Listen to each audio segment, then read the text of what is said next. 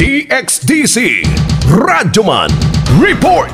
Gi-anunsyo sa National Food Authority kun NFA Council nga himuong 19 pesos hangtod 23 pesos ang buying price sa matag kilo sa dry palay samtang 16 pesos hangtod 19 pesos usab ang kada kilo sa wet palay. Tumong niini sumala kang Presidente Ferdinand Marcos Jr. nga matabangan ang mga mag-uuma nga mapatasan ang ilang income ug aron usab mamahimong affordable ang bugas alang sa mga konsumante. Sa interview sa DXDC Armin Davao kang John Ray Alimasag, rice retailer sa Panabo City, iyang gibutyag nga wala siya kasabot sa pamaagi sa gobyerno kung unsaon pagsulbad sa kasamtangang sitwasyon sa bugas sa nasod, tungod wala pa matod sila naka-adjust sa 41 to 45 pesos price ceiling nga gipanday sa administrasyon, unya karon mosaka na pod ang palit sa humay, maong naglibog na sila kung unsaon pagpadagan pa sa ilang negosyo.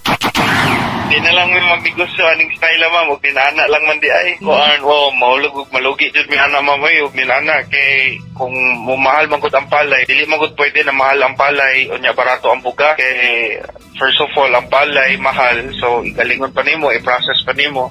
Dapat sa additional na mga kuan costing, tapos kay mo ang margin, taas ang palay, dapat taas pud ang bugas para fair lang pud.